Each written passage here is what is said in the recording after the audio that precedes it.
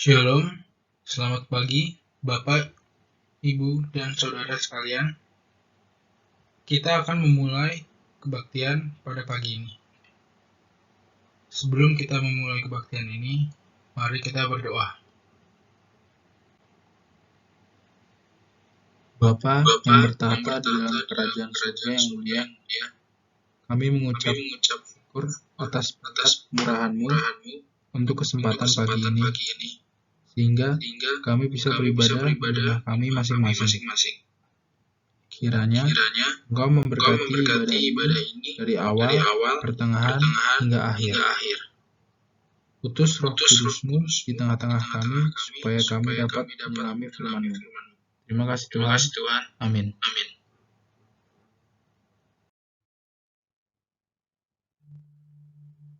Bapak, Ibu, dan Saudara sekalian, mari kita pujikan lagu Kidung Jemaat nomor 16.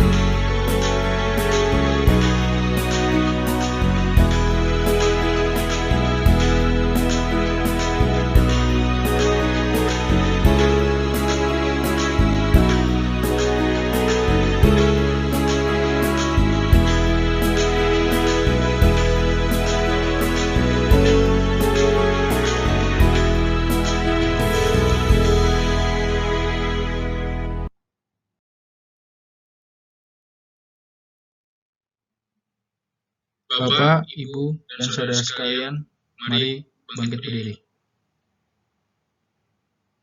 Ibadah ini kita alaskan di dalam nama Bapa, Anak, dan Roh Kudus. Amin.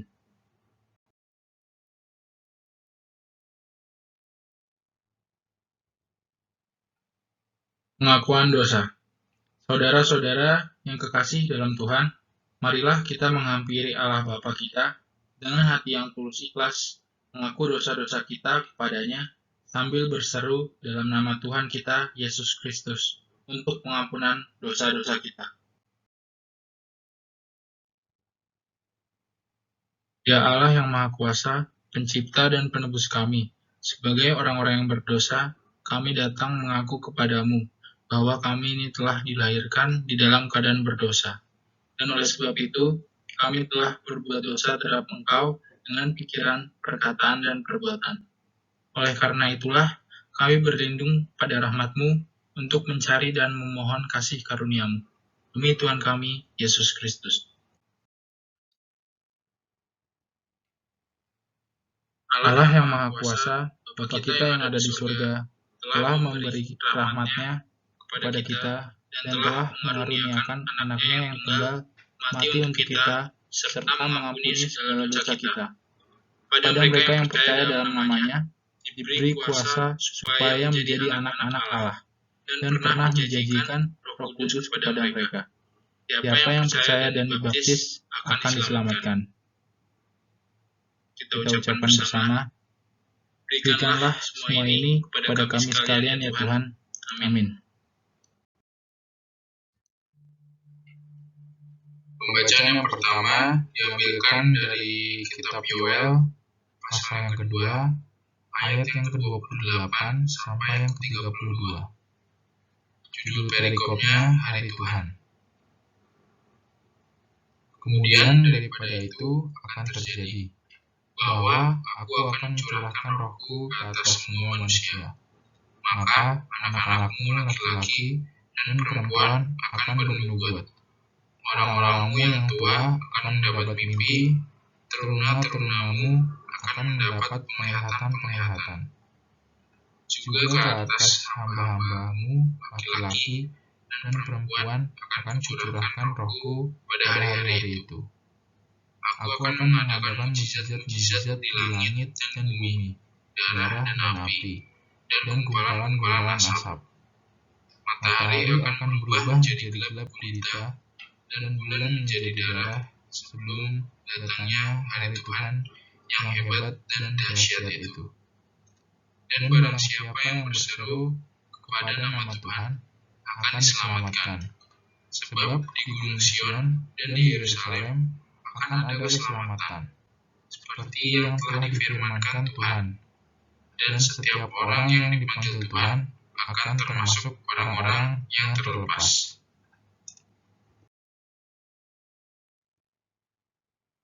Lanjut pembacaan yang kedua diambil dari kitab Yohanes pasal yang ke-18 ayat yang ke-5 sampai yang ke-11.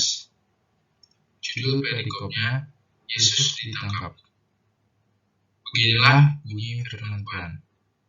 Jawab mereka, Yesus dari Nazaret. Katanya kepada mereka, akulah dia.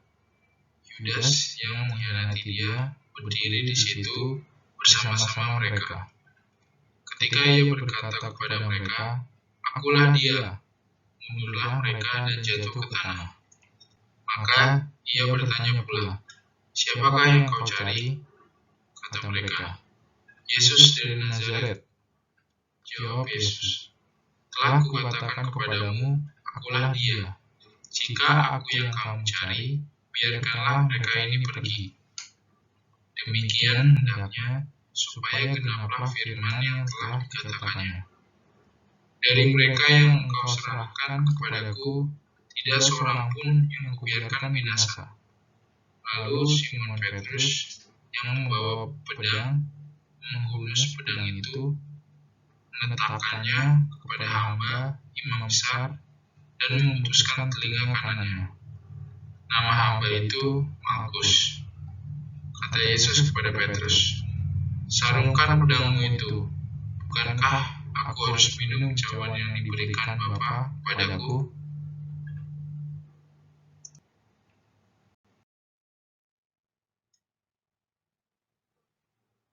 Berbahagialah mereka yang mendengar, memelihara, dan menerapkan firman Allah di dalam kehidupan hari lepas hari.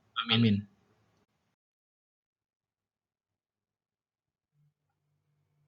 Bapak, Ibu, dan Saudara sekalian, mari kita pujikan lagu Kidung Jemaat nomor 235.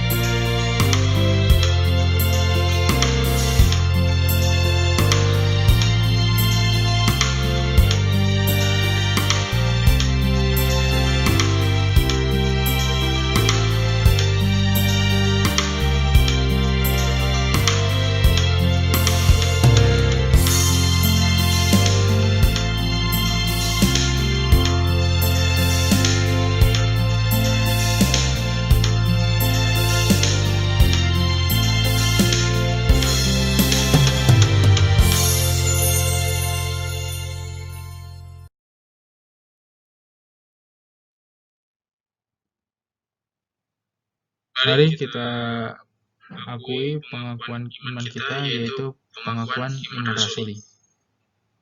Pengakuan iman rasuli. Aku percaya kepada Allah, Bapa yang Maha Kuasa, pencipta langit dan bumi. Aku percaya kepada Yesus Kristus, anaknya yang tunggal Tuhan kita, yang dikandung daripada Roh Kudus, lahir dari anak darah Maria, yang menderita di bawah pemerintahan Pontius Pilatus, disalibkan, mati dan dikuburkan, dan turun ke dalam neraka. Pada hari yang ketiga, bangkit pula dari antara orang yang mati, naik ke surga, duduk sebelah kanan Allah, Bapa yang Maha Kuasa. Dari sana ia akan datang kembali untuk menghakimi orang yang hidup dan yang mati. Aku percaya kepada Roh Kudus, gereja yang kudus dan am, persekutuan orang yang kudus, pengampunan dosa, kebangkitan tubuh, dan hidup yang kekal. Amin.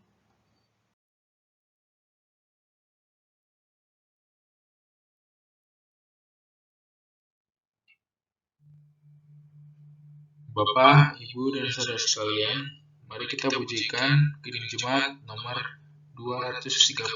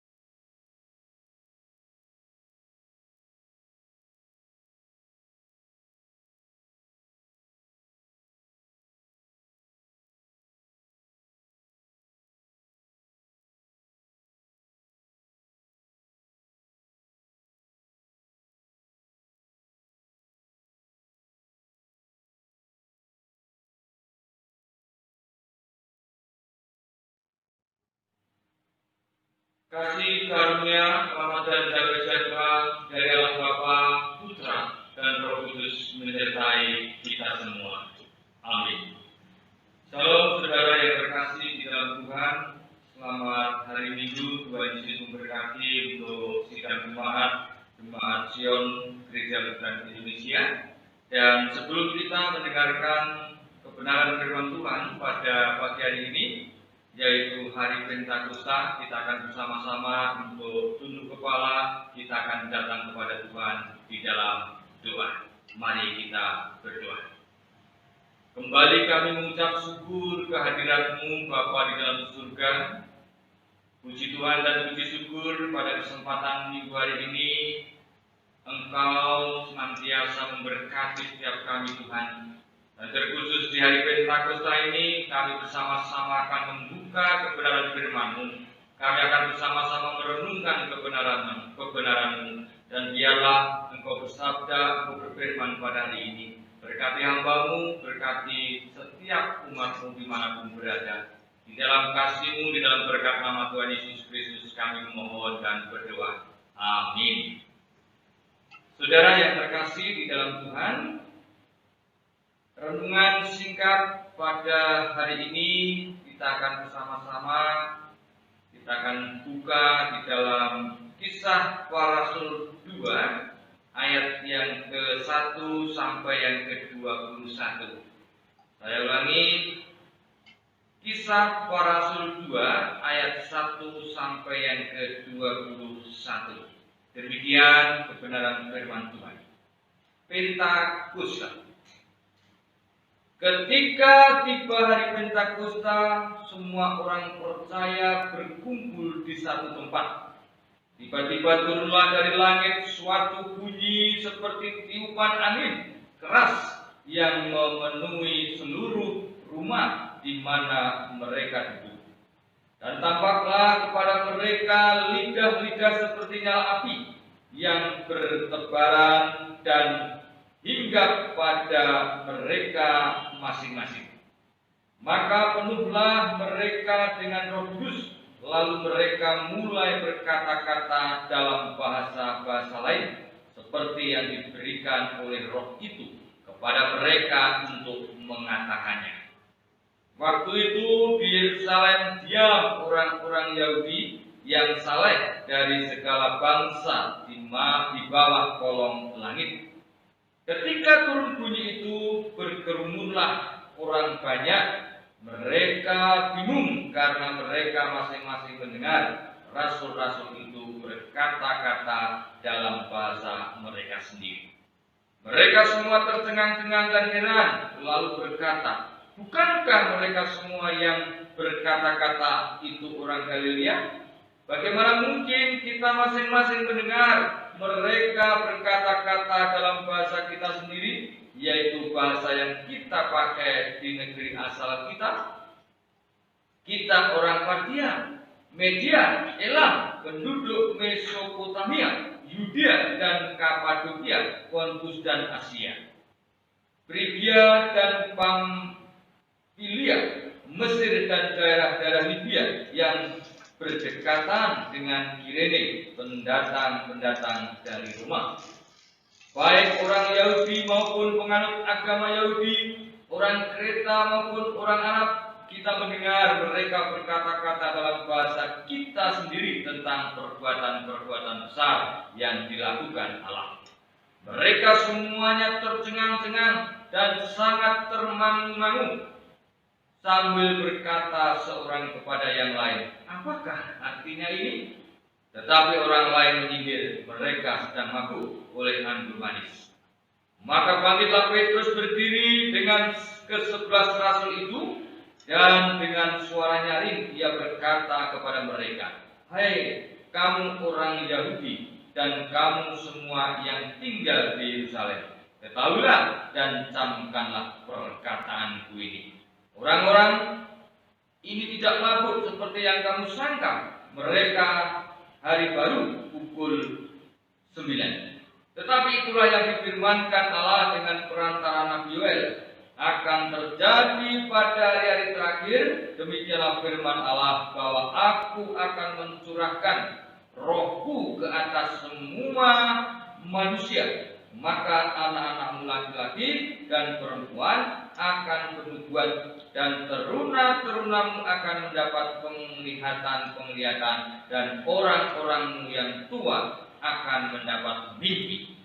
Juga ke atas hamba-hambaku, laki-laki dan perempuan, akan kucurahkan Rohku pada hari-hari itu, dan mereka akan bernubuat. Dan aku akan mengadakan mujizat-mujizat di atas, di langit, dan tanda-tanda di bawah, di bumi, darah dan api dan gumpalan-gumpalan asap.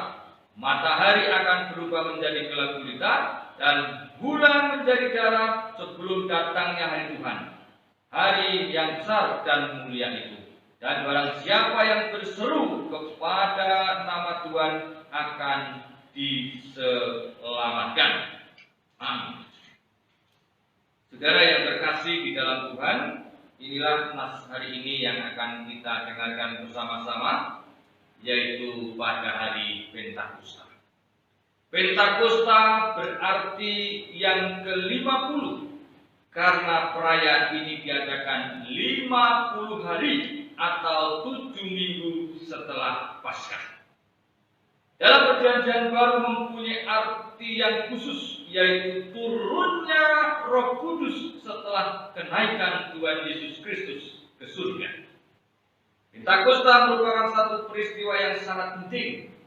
Pentakosta merupakan pemenuhan janji atau perwujudan, yaitu kehadiran Allah Roh Kudus nyata di tengah-tengah kita. Peristiwa ini bukan satu kebetulan, peristiwa ini bukan satu rekayasa, tetapi hal ini adalah mutlak kehendak Allah. Roh Kudus dicurahkan dari Pentakosta akan menyertai orang-orang yang percaya kepada Tuhan. Kita akan diubah menjadi manusia baru. Maka mari sidang jemaat yang diberkati oleh Tuhan kita Yesus Kristus, kita akan belajar dari nas ini di dalam satu tema. Roh Kudus mendorong umatnya untuk bertumbuh di dalam rohani. Roh Kudus mendorong umatnya untuk bertumbuh dalam rohani. Saudara yang terkasih di dalam Tuhan, jadi di sini kita tahu dengan jelas kedatangan Roh Kudus dalam hidup kita mampu merubah setiap pribadi seseorang. Sebagai contoh, kita tentunya mengerti bagaimana kuasa Roh Kudus mampu merubah kehidupan seorang Rasul Paulus.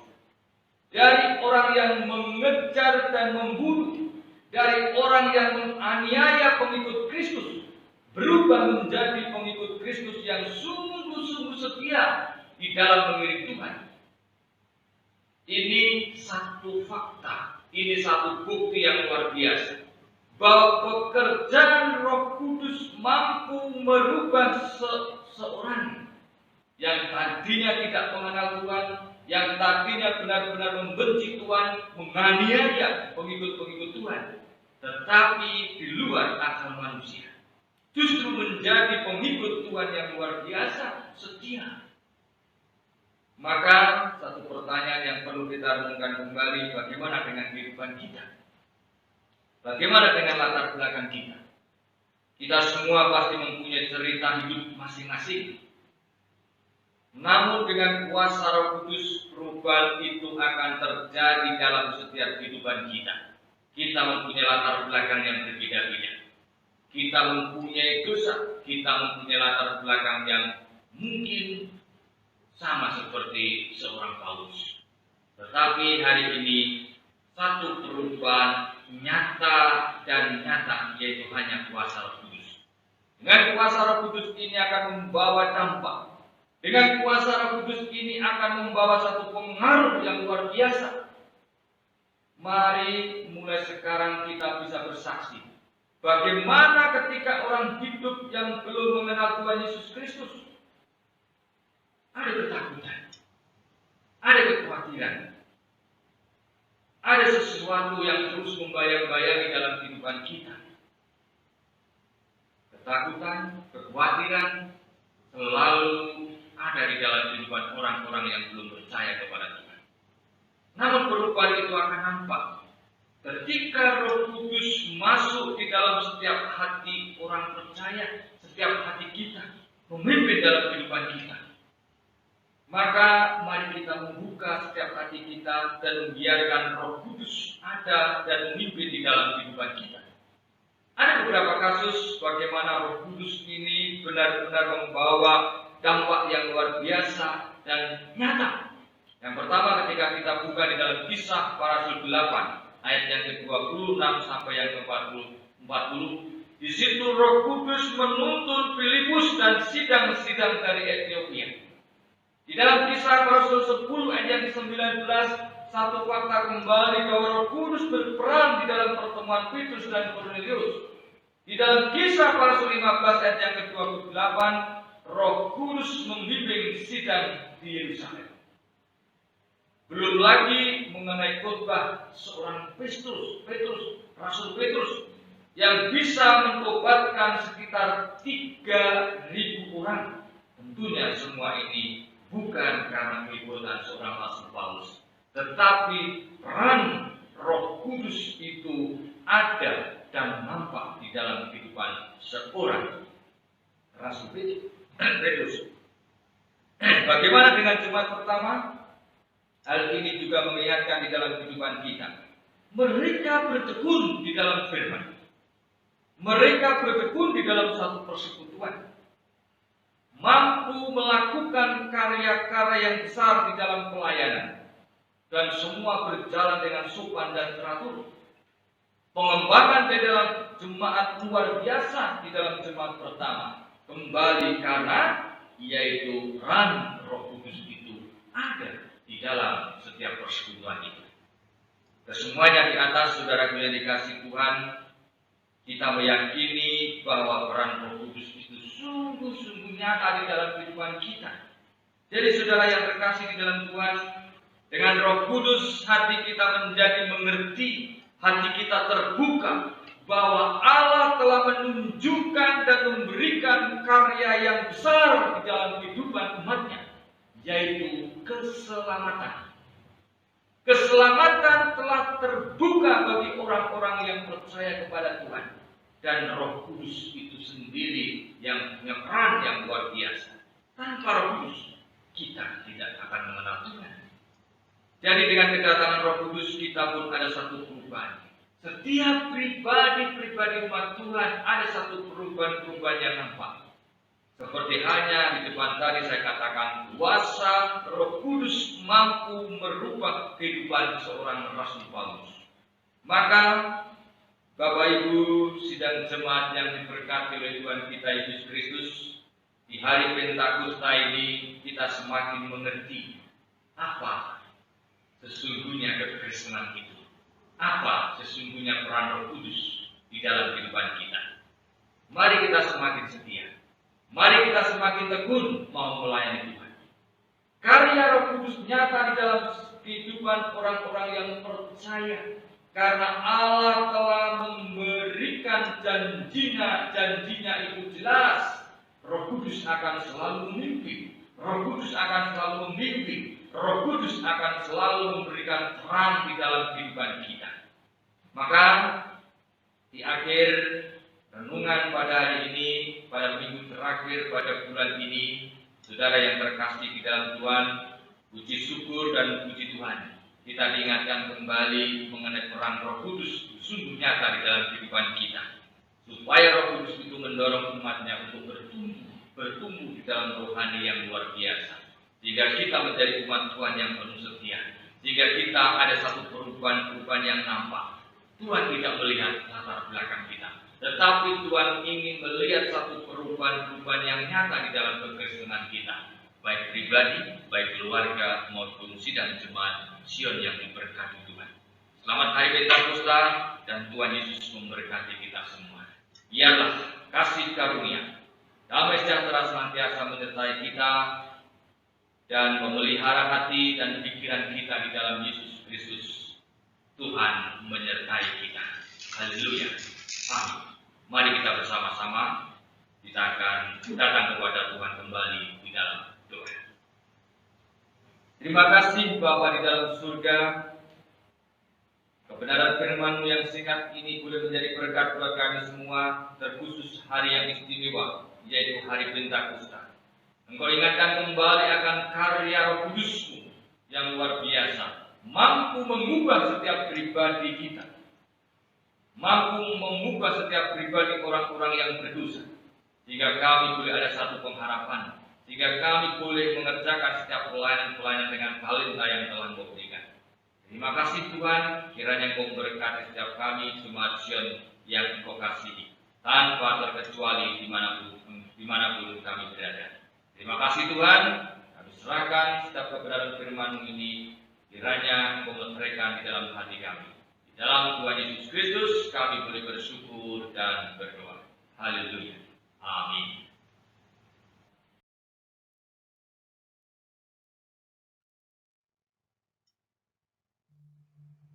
Bapak, Ibu, dan saudara sekalian, mari kita pujikan Kidung Jemaat nomor 303A.